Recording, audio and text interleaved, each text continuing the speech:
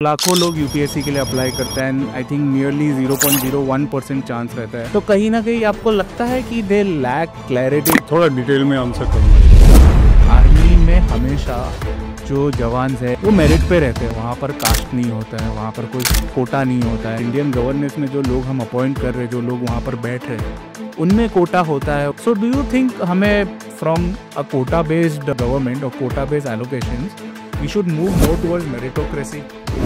एक केस आया था काफ़ी लाइमलाइट में, कास्ट का भी गलत सर्टिफिकेट बना दिया था, उन्होंने इनकम भी गलत शो की थी, she became an IAS officer. So do you think ये लूप होल्स फाइंड कर रहे हैं लोग and they are trying to get seat as an IAS officer? ऐसा कौन सा काम है जो करके आपको खुशी होती है, that brings smile on your face? एक सीरीज आई थी एस्पिरेंट करके, उसमें ऐसा था जब IAS ऑफिसर बन जाता है तो दोस्ती थोड़ी सी डिस्टर्ब हो जाती है। तो जब भी आप IAS की पोजीशन पे है तो परसेप्शन लोगों का आपकी तरह चेंज होता है। IAS ऑफिसर इलेक्शन के टाइम पे क्या ड्यूटी रहती है? So before the model code of conduct comes into play, उस टाइम तक एक और बात है और मॉडल कोड के बाद कुछ और है। लाखों लोग यूपीएससी के लिए अप्लाई करते हैं and I think nearly 0.01% chance रहता है किसी का एक IAS IPS और IRS बनने के लिए। इन सभी चीज़ों को देखने के बावजूद लोग फिर भी सिविल सर्विस में आना चाहते हैं, फिर भी सिविल सर्विस में अप्लाई करना चाहते हैं।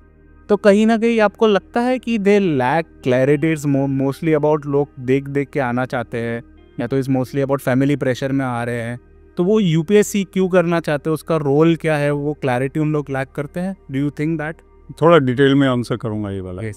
तो ऐसा होता है कि man is not a rational being, मतलब लॉजिकली नहीं चलता है, वो दिल से चलता है। Yes. और चलना भी चाहिए, दिल से क्यों नहीं चलना चाहिए? इंडियन क्रिकेट टीम में आना है, लाखों लड़के थे, वो 0.01 से भी ज़्यादा मुश्किल परसेंटेज है ना? कितने लोग क्रिकेट खेल रहे हो, कितने इंडियन टीम में आएंगे? Yes. ठीक है, तो लेकिन वो खेलेगा और वो ट्राई करेगा। बॉलीवुड, कितने लोग फुटपाथ पे सो के और फिर बेंच पे सो के और फिर हीरो बने, इतने से, बाकी सब बेंच पे ही सो रहे हैं। Yes. तो मुश्किल लाइफ है ना, लेकिन वो फितूर है, पैशन है, वो दिल है। और वहाँ पे गांव में क्लर्क का जॉब या स्कूल टीचर का जॉब मिल जाता उनको, वो ठीक है चलते, लेकिन अभी वो यहाँ पे आ गए। तो ये इसी तरह यूपीएससी में जो रेशियो है वो इतना मुश्किल है, उसके बावजूद जैसे आपने कहा, थोड़ा बहुत वो इम्प्रेस होके, ग्लैमर देख के, पावर देख के, स्टेटस देख के वो आते हैं। Yes. मुझे लगता है उसमें कोई बुराई नहीं है अगर बहुत सारे कैंडिडेट्स हैं, लेकिन 2 साल के बाद जब आपने यूपीएससी का एग्जाम दिया, आपको पता है UPSC is into 3 stage, preliminary, mains and interview. तो इसमें प्रिलिमिनरी में अगर आप नहीं क्लियर हो रहे 2 बारी में, 3 बारी में, उसके बाद आप 6 बारी तो नहीं दे सकते ना एग्जाम, फिर भी आप दे रहे, तो वो गलत है मुझे लगता है।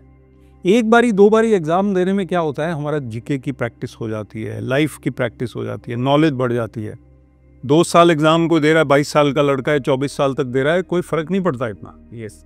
लेकिन जो 28 साल की उम्र तक दे रहा है, 29 साल, 30 साल, इवन रिजर्वेशन में और भी ज़्यादा आप दे सकते हैं, तो कितना तक आप करेंगे? तो एक प्रैक्टिकल आपको देखना पड़ेगा कि यूपीएससी का एग्ज़ाम बड़ा डॉन्टिंग है, बड़ा मुश्किल है, and there are so many people against me in competition, and some of them are university toppers, IIT toppers, even they are not getting through.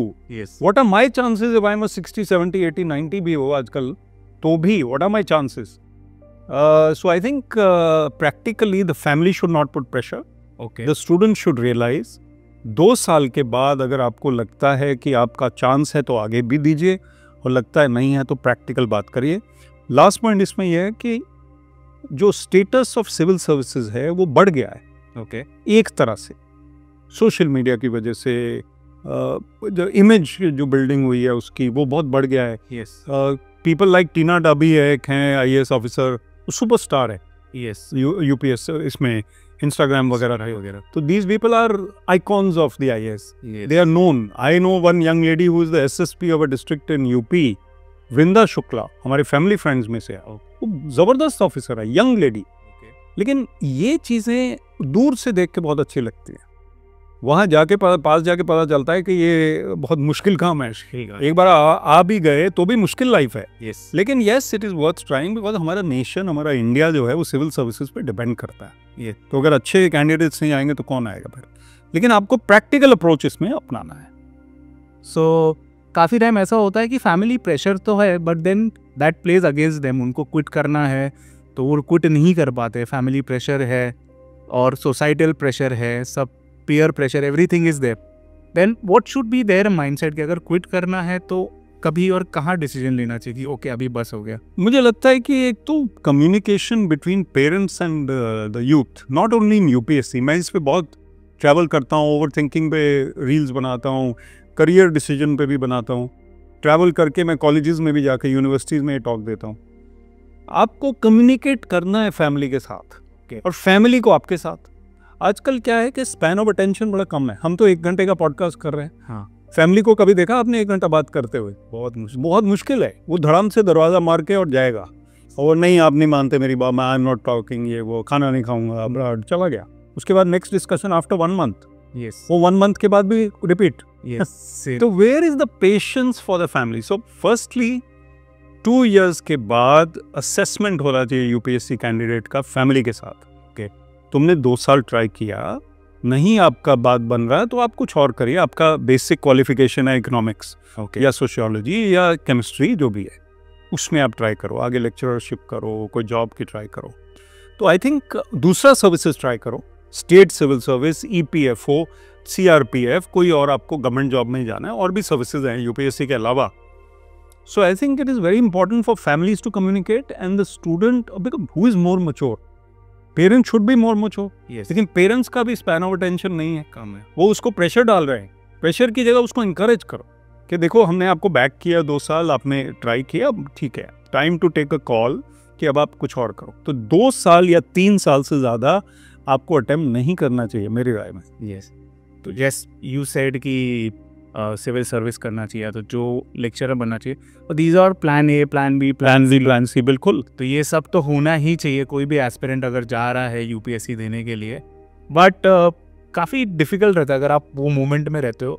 तो डू यू थिंक आपके पास candidates आते हो कि सर अभी I want to quit, what is the best path they should choose in terms of plans that they they have to see, life doesn't go according to plan. या आप जो हैं इस वक्त, मैं जो हूँ, हमारे जो फ्रेंड्स हैं, जो वो इस वक्त कर रहे हैं, 10 साल पहले, 5 साल पहले हो सकता है कुछ और सोचा होगा। जिसके साथ आपका लाइफ पार्टनर जो बनता है, आपने कुछ और सोचा होगा। आपने जो आपका जहाँ रह रहे हैं, जो कर रहे हैं, you don't know what is going. Plans are not part of life. You can plan broadly but specifically you can't plan. So I think be prepared for unpredictability okay and work on your basics. हमें अपना basics ठीक करना है कि मैं काम person हूँ, मैं स्ट्रॉन्ग पर्सन हूँ, मैं इंटेलिजेंट पर्सन हूँ, मैं बैलेंस्ड पर्सनैलिटी हूँ, ओके मुझे लीडरशिप क्वालिटीज़ आते हैं। ये तो मेरे कंट्रोल में है ना। यस मुझे सिलेक्शन कहाँ होता है, मैं रहता कहाँ हूँ, मेरा ट्रांसफ़र कहाँ होता है, पॉलिटिशियन क्या करता है अगर मैं सर्विस में आ गया, वो मेरे कंट्रोल में नहीं है। Yes so I have to control the controllables and then the plan A is, let's say it's civil services, yes then plan B has to be there. Maybe plan B also doesn't happen. या हो सकता नहीं होगा। तो आप उसको भी try करते रहिए। फिर प्लान सी है। प्लान सी क्या, लास्ट प्लान क्या हो सकता है किसी का? लास्ट प्लान हो सकता है कोई ऑनलाइन बिजनेस शुरू कर लो, कोई मार्केटिंग शुरू कर लो, कोई एंटरप्रेन्योर कर लो, कोई सेल जॉब शुरू कर। Sale job is also very good. I am not saying कि भाई सेल जॉब कोई अच्छा नहीं है। आई एम सेइंग कि कहीं ना कहीं इंटेलिजेंट आदमी को जॉब या रोजगार मिल जाएगा। तो आपका प्लान ए से लेके, मैं तो कहता हूँ जेड तक होना चाहिए। Okay A to Z you should have many plans. एक नहीं चला, दूसरा, तीसरा, चौथा, 5वां। ठीक है, स्टूडियो खोल लो, कैफे खोल लो, केटरिंग खोल लो, टैक्सी चला लो, कुछ भी कर लो। I think that this is a very good perspective कि प्लान्स तो होने ही चाहिए। एंड आपके और मेरे हमेशा there are lot of instances plan workout नहीं करता। इंस्टेंटेनियस जो होता है नेक्स्ट स्टेप, जो वही टाइम पे। अच्छा, हाउ लॉन्ग, एक मोटिवेशन की बात भी हो जाए, आप लो फील कर रहे हो, आपका नहीं हुआ, 1 दिन के लिए कर रहे हो, 1 हफ्ते के लिए कर रहे हो, 1 महीने के लिए कर रहे हो, उसके बाद तो छोड़ दो ना उसको। यस मैंने जैसे क्रिकेट का दिल टूट गया, मैंने बताया 1 साल तक मैं लो फील कर रहा था। यस पर वो ज़्यादा था। आई वुड से 1-2 महीने, 6 महीने तक आप उसको निकलो उसमें से, yes move on to something else. You have to inspire yourself, be energetic. Yes अब जोश के साथ जिंदगी अगर जीनी है तो जहाँ भी आपको रखा है उसने, स्पिरिचुअल बात बाद में करेंगे, but God is placed you in a position, you do your best there only. Yes that's the point. Army आप देख लो, आर्मी में हमेशा जो जवान है, एनडीए है, वो मेरिट पे रहते हैं। वहाँ पर कास्ट नहीं होता है, वहाँ पर कोई कोटा नहीं होता है, डिसेबिलिटी तो ऑफकोर्स सवाल ही नहीं होता है वहाँ। हाँ बिल्कुल। बट जब आप देखते हो गवर्नेंस, इंडियन गवर्नेंस में जो लोग हम अपॉइंट कर रहे हैं, जो लोग वहाँ पर बैठ रहे हैं, उनमें कोटा होता है, उनमें डिसेबिलिटी वालों को भी हम चांस देते हैं। सो डू यू थिंक हमें from a quota based government और quota based allocations we should move more towards meritocracy? I should, yes but I would say disability जो फिजिकल है उसमें कोई प्रॉब्लम नहीं मुझे लगती। मैंने 2 ऑफिसर कम से कम देखे हैं जो विजुअली इम्पेयर्ड है, Okay. They can hardly see, but they are successful officers in the IAS। Okay And I know of a candidate who got selected to the All India services with cerebral palsy, okay where she cannot speak clearly at all. It takes a struggle to speak one sentence. Okay But mind is bright, intelligent. और वो जो communicate, हमने उनको अपने विवेक career academy में बुलाया, उन्होंने students को बोला, स्टूडेंट्स तो हैरान रह गए उसको देख के, successful. Okay she got 1 seat of the disability factor. But I would से कास्ट बेस्ड जो है उसमें प्रॉब्लम आ सकता है। ये जो डिसेबिलिटी वाला तो I am all for it के सिविल सर्विस में, आर्मी में मुश्किल है बट सिविल सर्विस में आ सकता है।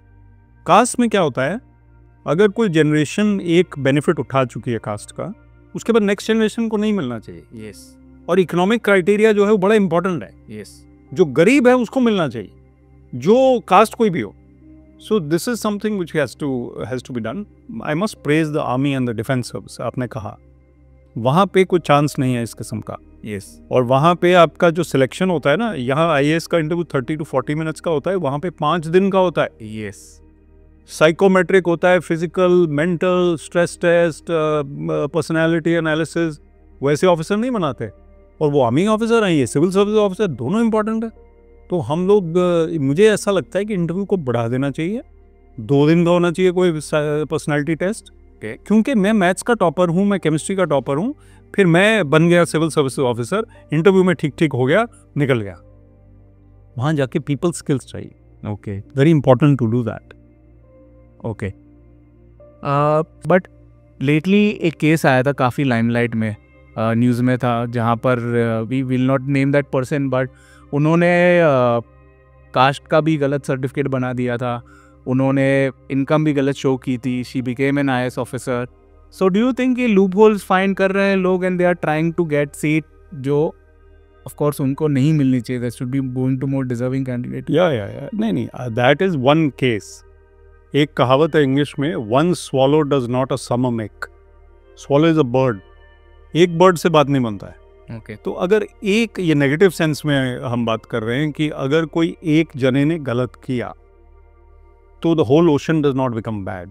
Okay So I would say 99.99% of the civil services officers through UPSC are there on merit. Okay Reservation है तो वो है, लेकिन उसमें भी merit है ना? ओके तो मेरिट पे हैं। ये जो लोग हैं, इनकी वजह से फिर सिस्टम को अपने आप को और क्लीन अप करना जरूरी है, और चेक्स एंड बैलेंसेस की जरूरत है। So I would say that this is an exception to the rule. Exception है ये, रूल ये नहीं है। मतलब नॉर्मली जो सिलेक्शंस हो रहे हैं, हम तो देखते हैं ना, यंग ऑफिसर्स को देखते हैं, normally UPSC is a very clean transparent process. Okay ये 1 or 2 things which have come to light with that candidate, I think they need to be cleaned up and in future it should not happen. But ये गलत हुआ। लेकिन हम ये नहीं कह सकते, मान लीजिए 20,000 IAS ऑफिसर्स और IPS ऑफिसर्स हैं इंडिया में, मान लीजिए, मुझे एग्जैक्ट फिगर नहीं पता, उसमें से एक अगर ऐसी है तो उसको भी ठीक करना चाहिए, और बाकी सारे खराब नहीं हैं। ओके और IAS ऑफिसर, हमें सबको पता है कि करप्शन पे बात होती है, पॉलिटिकल इंटरफेरेंस पे बात होती है, सब होती है, उस पर ज़्यादा बात नहीं करेंगे हम। बट एक चीज़ जो आपसे पूछना था कि एज एन IAS ऑफिसर ऐसा कौन सा काम है या तो ऐसी कौन सी चीज़ है जो करके आपको खुशी होती है, that bring smile on your face, कि आज मैंने कुछ तो बदला, कुछ किसी लाइफ बदली, किसी डिस्ट्रिक्ट की सूरत बदली, तो कुछ तो आज मैंने किया, तो वो क्या मोमेंट रहता है आपके? ये बहुत अच्छा सवाल है, और इसमें मैं बोलूँगा कि पब्लिक का जो आदमी है उसकी आपको दुआ भी लगती है और बद्दुआ भी लग सकती है। तो अगर वो दुआ मिलती है आपको तो आप एक कामयाब अफसर हैं। आपके पास प्रमोशन टाइम पे हुआ नहीं हुआ वो गवर्नमेंट के हाथ में है। आपके पास कोई अप्रिसिएशन लेटर सरकार से आया नहीं आया वो गवर्नमेंट के हाथ में है। आपको अच्छी पोस्टिंग मिली नहीं मिली वो भी गवर्नमेंट के हाथ में है। लेकिन जो smile on the face of the common man है वो आपके हाथ में है ना। वो आया आपके पास, आपने उसकी बात सुनी, यही बहुत बड़ी बात है आजकल। yeah. हम लोग कॉन्वर्सेशन, मैंने कहा ना कॉन्वर्सेशन पॉडकास्ट पे ही होता है, लंबा कॉन्वर्सेशन वो कॉफ़ी में होता है कभी कभी, लेकिन घर पे नहीं होता। yeah. ये कॉन्वर्सेशन नहीं होता है क्योंकि हम रील पे हैं, हम टीवी पे हैं, हम ब्रेकफास्ट कर रहे हैं, भाग रहे हैं। तो we have to have these conversations in life. तो आई वुड से कि एक गरीब आदमी आपके ऑफिसर, आप गवर्नमेंट ऑफिसर हैं, उसको आपने बिठा के पानी पूछ लिया, वो खुश हो जाएगा। वो बस उसकी बात आपने 2 मिनट सुन ली। काम हो सकता है नहीं हो सकता है, that's not the point. And normally I would say 60% of the things can not be done. Okay, because many of the things are like this कि सर हमारा ये जो स्कूल है, ये हमारे गांव का स्कूल है, इसका ग्रांट नहीं आया। वो ग्रांट आएगी 2 साल के बाद। मैं how can I help that? It will come through the rules and the norms के अभी ये स्कूल है, ये स्कूल है, ये स्कूल है। वो सरपंच आएगा हमारा स्कूल जल्दी करा दो, जल्दी नहीं हो पाएगा वो। लेकिन certain things are there is a dispute, there is some problem in the area, village, उसको आपने सॉर्ट आउट कर दिया। okay. तो सुनने के बाद अगर आप तसल्ली से उसको इज्जत देते हैं, ये सबसे बड़ा satisfaction IAS officer, IPS officer का, कि आपको गुडविल मिलेगा। लोग कहेंगे कि अच्छा अफसर आया है, बढ़िया आदमी है। अच्छा, बढ़िया आदमी बनना आजकल बड़ा आसान है क्योंकि सब लोगों को समझते हैं कि खराब है। एक अगर अच्छा आएगा वो नजर आएगा दूर से। और लोग people do remember officers who have done great things, and आज भी काफ़ी ऑफिसर्स की बात होती है कि this was one of the great officers. No, I agree. You know, the goodwill that you earn is the earning of life. हम लोग 20 साल के बाद भी मिलेंगे तो हमने ये पॉडकास्ट किया है, तो हम 20 साल के बाद मिलेंगे तो हैप्पीली मिलेंगे ना। ये गुडविल है, गुडविल क्रिएशन है। यस। सो एक और एक चीज़ है जो मैं पूछना चाहता हूँ कि आप जब भी IAS ऑफिसर बन जाते हो, और इफ़ यू हैव सीन एक सीरीज़ आई थी एस्पिरेंट करके, हाँ, तो उसमें ऐसा था कि वहाँ पर जब भी वो पहले तो UPSC की तैयारी कर रहे होते हैं, उनके दोस्त रहते हैं काफ़ी, तो जब भी IAS ऑफिसर बन जाते हैं तो दोस्ती थोड़ी सी डिस्टर्ब हो जाती है। काफ़ी चीज़ें जो पहले थी वो नहीं रहती, एटीट्यूड दोस्तों का चेंज हो जाता है टुवर्ड्स दी ऑफिसर। ऐसा उसके दिल में, ऑफिसर के दिल में तो नहीं रहता। तो जब भी आप IAS की पोजीशन पे या तो कोई और IAS की पोजीशन पे रहता है, परसेप्शन लोगों का आपकी तरह चेंज होता है? Do they have a different perception for you? This is both the thing. You see, we are both human, they are all human. Sachin Tendulkar जब इंडिया में नहीं थे, इंडियन टीम में, तो कुछ और बात थी। जब वो इंडिया की टीम में गए तो कुछ और बात थी। जब वो ग्रेट सचिन तेंदुलकर बने तो कुछ और बात है। IAS officer, IPS officer, sportsman, successful entrepreneur, कोई somebody became a business person, started very small, और suddenly is earning the crores of rupees and is top of the world. उसका अपने बारे में परसेप्शन भी चेंज हो गया उनका। उसका माइंडसेट चेंज हो गया। हो सकता है वो हवा में चला जाए ज़्यादा। कुछ लोग ज़मीन पर रहते हैं, कुछ लोग हवा में चले जाते हैं। सो अब हवा में चला गया तो उसका जो रूड बिहेवियर शुरू हो गया या एरोगेंट शुरू हो गया, तो फिर लोगों का फिर नेचुरली रिएक्शन आएगा ना। कहेंगे ये तो पहले ऐसा नहीं था, अब ये देखो बात ही नहीं करता है ठीक से। हाँ, अच्छा, लोग भी इसी तरह, चाहे वो बैलेंस भी रहे। जैसे तेंदुलकर की बात मैं इसीलिए कर रहा हूँ कि he was always down to earth. अब कोहली बहुत ज़्यादा एरोगेंट है, Dhoni down to earth, Tendulkar down to earth, Kapil Dev down to earth, तो गावस्कर थोड़े से हैं हवा में। खैर ग्रेट प्लेयर। तो ये जो डाउन टू अर्थ लोग हैं, ये बड़ा मुश्किल से डाउन टू अर्थ रहते हैं क्योंकि दुनिया ने उनको स्पॉइल करने में कोई कसर नहीं छोड़ा है। IAS को भी, IAS ऑफिसर कहीं जाए और तो सलूटे पड़ रही हैं, उधर भाग रहे लोग। भाई तुम क्यों भाग रहे हो? तुम उसको स्पॉइल कर रहे हो यंगस्टर को। लेकिन वो क्या करेंगे, वो एक और ऐसा बना हुआ है। तो IAS ऑफिसर जो आपने कहा, अगर वो स्पॉइल हो गए तो कोई बड़ी बात नहीं है, उसमें कोई खास बात नहीं है, वो नॉर्मल बात है। लेकिन हर एक का डिग्री अलग अलग है। तो एस्पिरेंस में जो शो में है कि फ्रेंडशिप फ़र्क हो गया, वो नॉर्मल चीज़ है। लेकिन कोई इंडिविजुअल उतना ही गर्म जोशी रहेगा, उतना ही पॉजिटिव, उतना ही, जैसे सचिन या कपिल हैं जो मैं बताया, कपिल देव आजकल मुझे मालूम है अपने पुराने बचपन के दोस्तों के साथ हर हफ्ते वीडियो कॉल करते हैं और हर 6 महीने में एक हॉलीडे पे जाते हैं उनके साथ। 7-8 जो उनके कंटेम्प्ररी जो बड़े होते हुए क्रिकेट खेलते थे वो उनके साथ हिल्स में कहीं या गोवा में कहीं जाते हैं वो हॉलीडे पे। So you see this is a kind of friendship with lasts. और ये भी बता दूं कि वो थोड़े दिन 5 साल के लिए वो थोड़ा सा एक वो होता है हवा, वो भी निकल जाता है थोड़े दिनों में, अभी रियलाइज होता है, और रियलाइज होता है कि कौन असली फ्रेंड है, तो फिर वही आता है, वही काम आते हैं। एज एन IAS ऑफिसर जो आपकी ड्यूटी रहती है, मेनली आपके जो ड्यूटी इलेक्शन के दौरान रहती है, व्हाट एग्जैक्ट, क्योंकि इलेक्शन के दौरान आप अपना काम कर रहे हैं, आपको एक पॉलिटिकल पार्टी नहीं, 10 पॉलिटिकल पार्टी से आपको ये कहाँ जा रहा है वो कहाँ जा रहा है, तो एक IAS ऑफिसर की इलेक्शन के टाइम पे क्या ड्यूटी रहती है? So before the model code of conduct comes into play, उस टाइम तक एक और बात है और मॉडल कोड के बाद कुछ और है।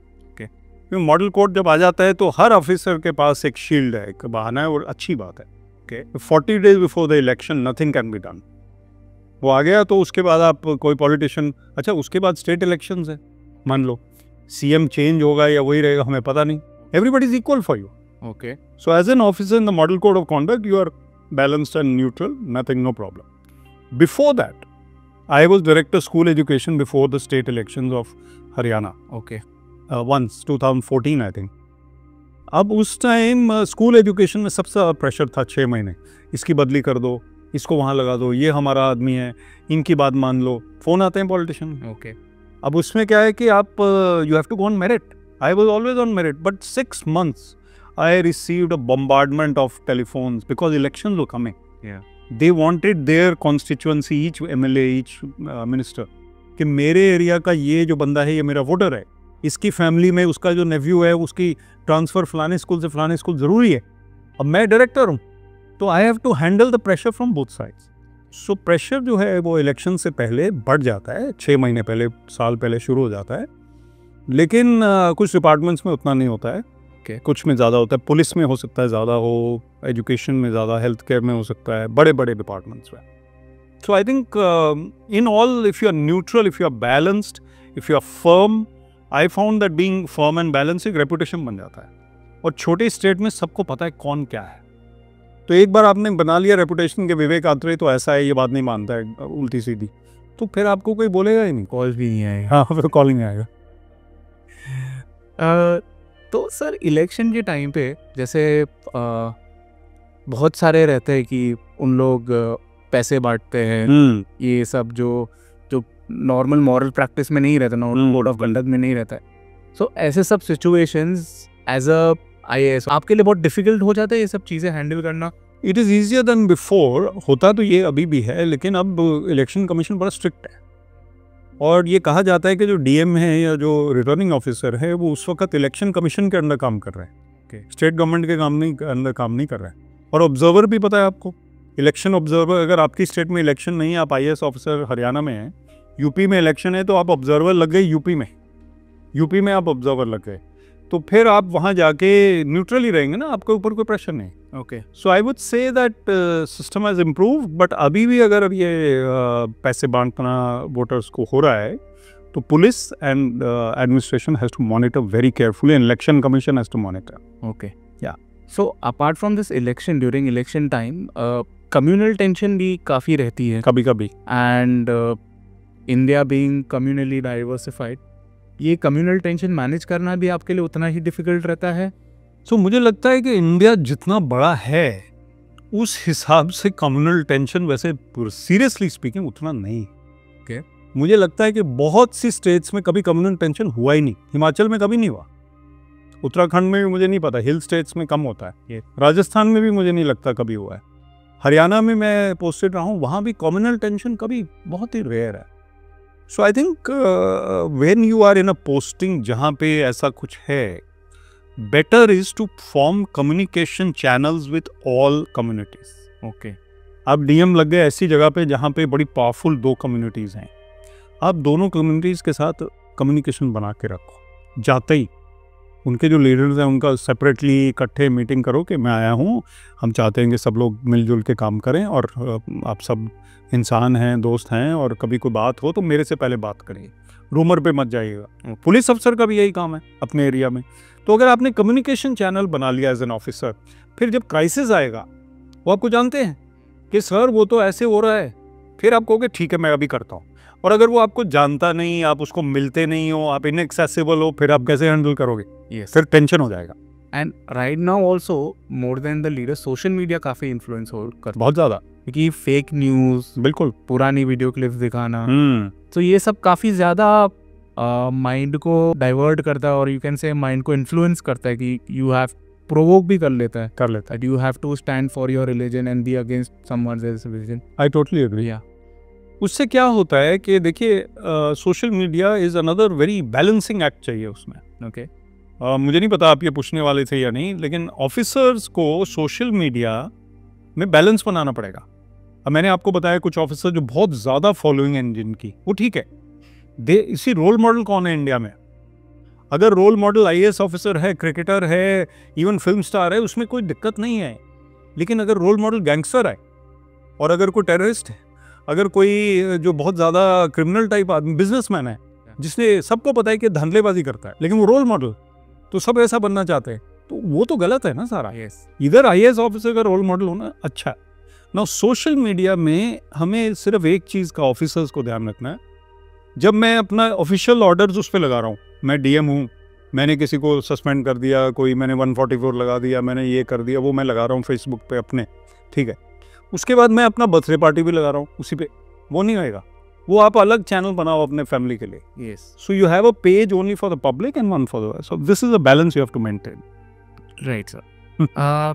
जो गवर्नमेंट प्रेशर वगैरह रहता है, करप्शन रहता है, वो मॉनेटरी जो फ्रॉड रहता है, जो पैसे का स्कैम रहता है, खपलेबाजी रहती है, उसमें आईएएस ऑफिसर का काम रहता है कि वो चेक्स एंड बैलेंस मेंटेन करे कि गवर्नमेंट के जो स्कैम्स हो रहे हैं, जो अलोकेटेड फंड्स है, वो कहीं मिसयूज वगैरह नहीं हो रहे। बिल्कुल होता है। अगर आपके दायरे में, आपके डिपार्टमेंट में फंड्स ठीक से यूज़ नहीं हो रहे, तो आप ही का एज एन एमडी या डायरेक्टर या whatever you are, HOD, DM, you have to see. And अगर कहीं और हो रहा है, पड़ोसी डिपार्टमेंट में उधर हो रहा है, तो भी आपको अगर कुछ पता चलता है तो then you be alert. Otherwise अपने एरिया में, अपने डिपार्टमेंट में इट इज़ योर रिस्पॉन्सिबिलिटी। और ख़ास तौर पे ऑफिसर्स को रोल मॉडल बनना, जैसे मैंने कहा, ज़रूरी है। एक रेपुटेशन आप कैरी करते हैं। आप आए as an MD of, I was MD of Hartron, Haryana electronics corporation, IT corporation actually. अब उनको पता नहीं कहाँ से पहले से रेपुटेशन बना हुआ है, दे नो कि ये सर आ गए, we have to do things in a certain proper way. Okay, तो आप रेपुटेशन कैरी करते हैं, फिर आप उनसे कम्युनिकेशन बनाते हैं, जैसे मैंने बोला, फिर उसके बाद कोई प्रॉब्लम आती ही नहीं है वैसे। ओके, अगर आ रही है आपके department problem, that mean they have not understood your power and your cleanliness, your honesty. अगर वो नहीं समझा है तो फिर थोड़ा बहुत सख्ती दिखाना पड़ता है। अगर किसी को अरेस्ट करना पड़े तो अरेस्ट भी करना पड़ता है, अगर वो ज़्यादा है। सर आपका रोल मॉडल कौन है? मेरे 3 रोल मॉडल्स रहे हैं लाइफ में। ये सवाल पहले भी आया है। तो as a child I was always Gavaskar fan. मैं स्कूल में था तो गावस्कर सेंचुरीज मारते थे इंडिया के लिए, हमने गावस्कर की तरह बनना था। 80s तक मैं 80s के एंड तक, जब तक गावस्कर रिटायर हो 87 में, I was a super fan. Tendulkar came in 89, तो 2 ही साल का गैप हुआ। तो Gavaskar retired at the age of 37 और something, Tendulkar came at the age of 18 और 17, तो वो 2 ही साल का गैप था। फिर वो फैन, उसके फैन बन गए। My father was always my role model simultaneously as an IPS officer, and my mother also. They were just so balanced and pure. I lost both of them. Now my role model is Paramahansa Yogananda, who is the author of the autobiography of a yogi, which is a very renowned spiritual book.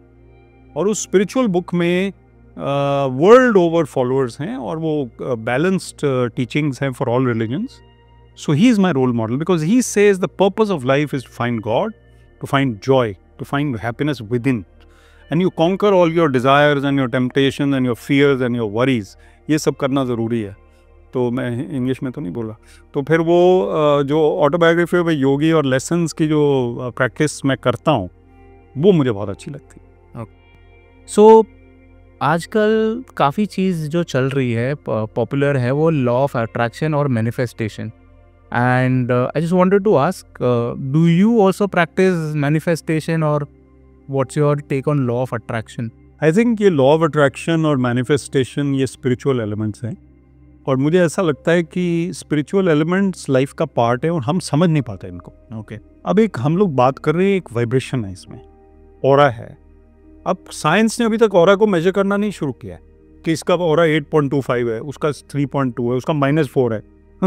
तो ये चीज़ें जो manifestation है ये understood नहीं है, science में नहीं अंडरस्टूड है। Yes. मैं अफर्मेशन कर रहा हूँ। Affirmation is a great tool. I will be successful, I will be healthy, I will be happy, I will overcome my fear. मैं बोले जा रहा हूँ मन में, तो कहीं ना कहीं वो मेरी लाइफ में आएगा। अब manifestation, I will be successful in my new venture. अब मैं उसको फेलियर की तरफ तो मैं सोच ही नहीं रहा ना, फेलियर आएगा तो देख लेंगे, अभी हम सक्सेस की तरफ जा रहे हैं, तो मैं मैनिफेस्ट कर रहा हूँ success. I believe in manifestation, I believe in law of attraction. आप कोई ये कहते थे ना कि वो फोन आ गया उसका, मैं अभी उसके बारे में ही सोच रहा था, बड़ी लंबी उम्र है। Yes. वो लंबी उम्र तो है, लेकिन वो इंट्यूशन है, वो लॉ ऑफ अट्रैक्शन है।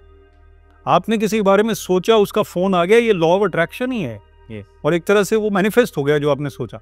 तो I think basically the power of the mind is very superior, and what ever you might say.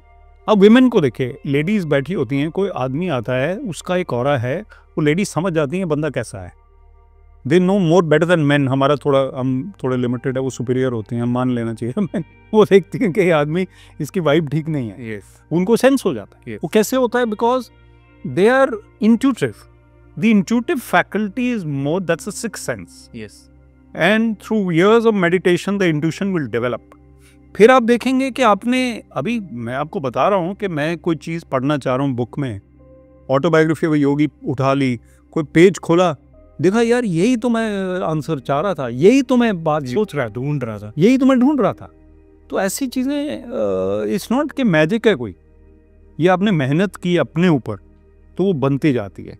Okay. And after 100-200 years I think science will also measure and understand this better. Okay. अभी नहीं। Still things are getting underway. We think we are very superior, AI हो गया, ये हो गया, वो नहीं, अभी ह्यूमन बीइंग को नहीं समझ पाए। हाँ।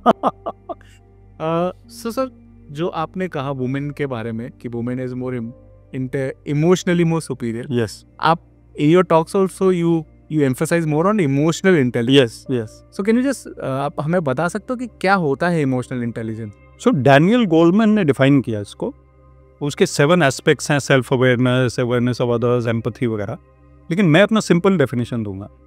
Emotional intelligence is the ability to handle people and situations in a calm and balanced manner. संतुलन, बैलेंस बना के रखना है, माइंड को ज्यादा डिस्टर्ब नहीं होने देना। ओके। रोड रेज क्या होता है? दिल्ली की सड़क पर रोड रेज ज्यादा होता है, बॉम्बे में इतना नहीं होता, गर्मी में ज्यादा होता है दिल्ली में।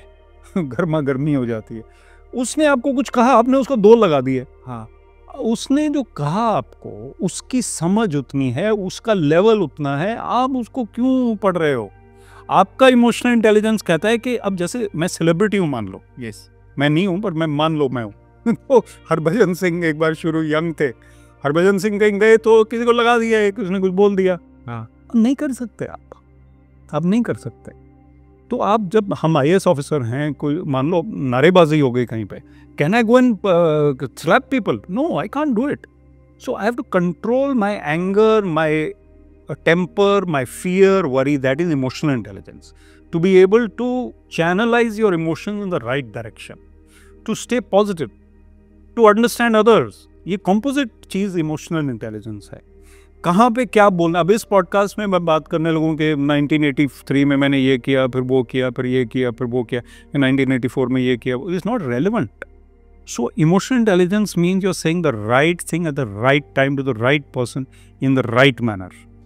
And you have to be, आप अपना काम भी रख रहे हो वो टाइम पे। शांत रहना इज इमोशनल इंटेलिजेंस। तो ये मेडिटेशन आप करते हो स्पिरिचुअलिटी में, आपको इतना, so does this help you, और आपने अपने आप में मेजर डिफरेंस देखा once you have started this? 100 times. मैं स्कॉर्पियो हूँ बाय बर्थ। मैं कई बार मजाक में बोलता हूँ कि स्कॉर्पियोज को लाइसेंस होता है गुस्सा करने का, लेकिन ऐसा नहीं होता। But anyway, so I used to have an anger spike, not that I was an angry person, but just young होते हैं और जोश में आ गया, किसी को कुछ बोल दिया, उसके बाद ठंडा भी हो गया। कुछ लोग होते हैं लंबा गुस्सा करते हैं, लेकिन meditation has help me to remain cooler, calmer, balanced. उससे क्या हुआ है कि अंदर की लड़ाई थोड़ी सी जीतनी शुरू हुई। अभी लड़ाई चल रही है, कोई परफेक्ट नहीं है, लेकिन मेडिटेशन से हम थोड़ा थोड़ा शांत होते रहते हैं। आपकी जो सेंसेस है ना, 5 senses, they are drawing your energy.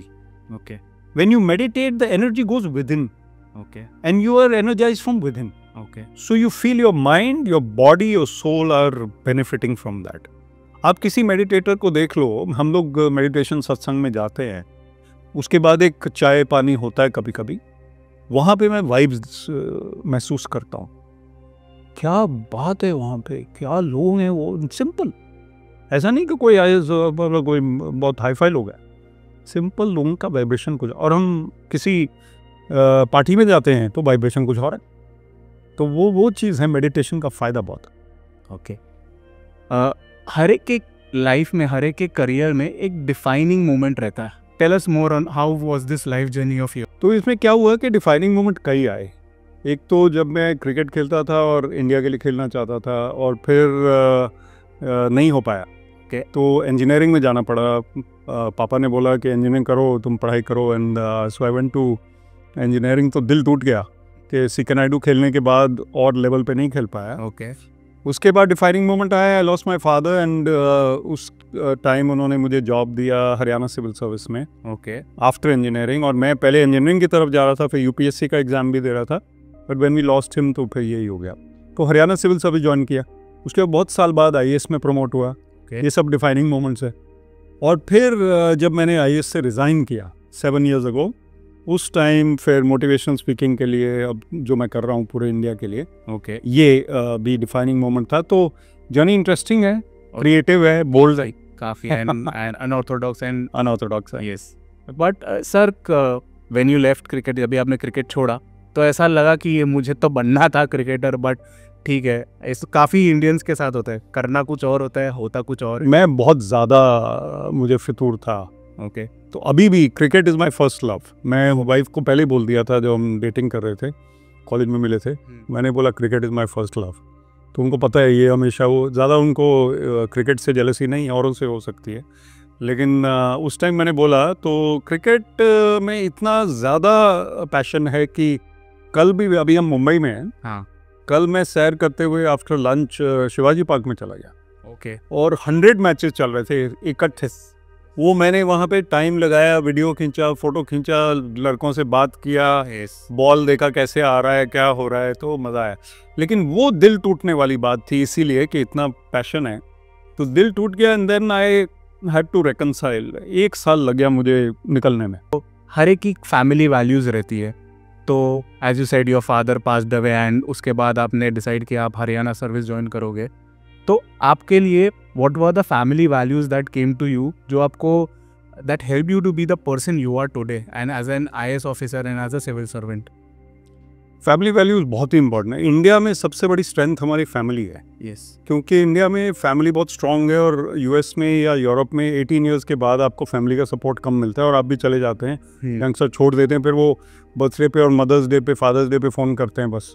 तो इतना ज़्यादा कट एंड ड्राई हो जाता है रिलेशनशिप। कभी कभी चलो अभी थोड़ा इम्प्रूव हो गया है दोबारा, बट आई वुड से कि family values played a very important role. Okay. और उस टाइम जब हमारे पापा जल्दी चले गए, वो 50 की एज में ही चले गए, आई वॉज 24, और उस वक्त ख़ास तौर पे ये जो फैमिली का बॉन्ड है, सपोर्ट है, वो बहुत इम्पोर्टेंट था।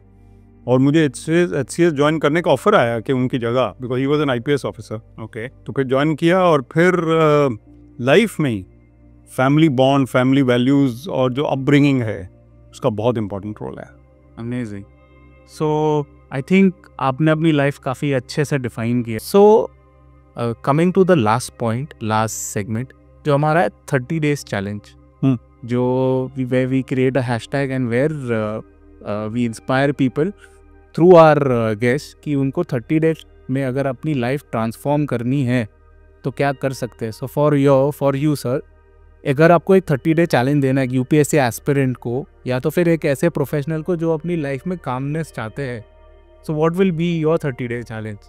माई 30 day challenge would B calmness अगर करना है और कंसंट्रेशन बढ़ाना है, क्योंकि यूपीएससी अगर एस्पिरेंट है तो कंसंट्रेशन चाहिए, क्रिकेटर है तो चाहिए, पॉडकास्टर हैं तो भी चाहिए। तो मुझे लगता है उसके लिए डिस्ट्रैक्शंस और माइंड वॉन्डरिंग को कम करना 30 डेज में मुश्किल है, but we can improve. In 30 days we can improve. How will I do it? I would say number 1 you try physical fitness more. Okay, अगर आप रनिंग कर रहे हैं ना तो आपका माइंड शांत हो जाता है। ओके, ये बात बता रहा हूँ मैं। सेकंड, मेडिटेशन ट्राई करो। बोलते हैं जी मैं मेडिटेशन कर रहा था, मेरे से होता नहीं है, मैंने छोड़ दिया। That's not a choice. आप बैठ जाओ, अगर नहीं होता तो भी करना है आपको, बैठ जाओ आप और 5 साल के बाद देखेंगे। अभी आप बैठो दो लॉन्ग गेम, वो ये नहीं है 2 दिन में नहीं होगा। थर्ड इज क्रिएटिविटी कुछ अपनाइए आप, उससे आप देखेंगे कि आपका शांत स्वभाव बन जाएगा। आर्टिस्ट बनना, म्यूजिक, पोएट्री, राइटिंग, ओके, कुछ ना कुछ आप ऐसा करिए जिससे। So I think these things will make my 30 day challenge would be to work on myself more, to become a better version of myself, और अपने आप को थोड़ा सा शांत बनाने का अगर गोल है तो ये चीज़ें अडॉप्ट करके मैं कर सकता हूँ। Okay. और फिर नेक्स्ट टाइम जब मुझे गुस्सा आता है, किस चीज़ पे आता है? एल्बर्ट पिंटो को गुस्सा क्यों आता है? एक पिक्चर होती थी, तो एल्बर्ट पिंटो को गुस्सा इसलिए आता है कि वो छोटी छोटी बातों में गुस्सा करते हैं। यस। अब मैं 5 चीज़ों पे गुस्सा करता हूँ, तो उनमें से 2 एलिमिनेट करनी है मुझे 1 महीने में, कि ये जो भैया है ना, ये मुझे बहुत गुस्सा दिलाता है, इसको मैं आगे से नहीं बोलूँगा। कुछ होता है ना, सिर्फ ऑटो वाला, जो भी ऑटो वाले से अब मैं झगड़ा नहीं करूँगा, वो करे। अगर आप ऐसा सोच लो कि मुझे लोग गुस्सा दिलाने वाले हैं, तो सामने से लोग आते हैं जो आपको गुस्सा दिलाएंगे, वो टेस्ट करेंगे आप। Yes, but life is very interesting, entertaining है। और यूथ के लिए मैं एक लास्ट पॉइंट बोलूँगा कि आपको थोड़ा सा अपने आप को संतुलन, बैलेंस बनाना है। Physical fitness, mental fitness, spiritual fitness, और छोटी छोटी बातों में नहीं ज़्यादा परेशान होना, बिगर पिक्चर रखो mind. Yes, yes. Just one last point before we end. आपने बात की YSS की, तो अगर किसको YSS से इन्वॉल्व होना है या तो उनके साथ एसोसिएट होना है, तो इज इट सिंपल कि वेबसाइट पे जाके आप एनरोल कर सकते हो, या तो कुछ और भी स्टेप्स है उसमें? YSSlessons.org, YSSlessons.org में आप जाके सब्सक्राइब कर लीजिए, और आपके घर पे आने लगेंगे और ऐप भी खुल जाएगा आपका। ओके, तो उसके बाद आप पढ़ते रहिए और मेडिटेट करिए। बाय एंड बाय 1 ईयर लगाइए, 2 ईयर लगाइए, कोई स्पीड उसमें ज़रूरी नहीं है। ओके, आप अपना धीरे धीरे, उसमें एनर्जाइजेशन एक्सरसाइजेज हैं, मेडिटेशन है, और एक how to live the day also. In the day be thankful to the Lord. ये YSS की टीचिंग्स में Paramahansa Yogananda said, everything can wait but your search for God can not wait. Whatever religion you follow, God has to be there in your life. Should be that is first preference. First preference. But we don't give any preference. He's waiting, he's looking at us. So, yeah, basis this, I think we end this podcast. Yes. It's a pleasure to have you on our show. My pleasure was very. And जो आपने insights दिए, I think it was worth having those conversations. Thank you very much. Thank you so much.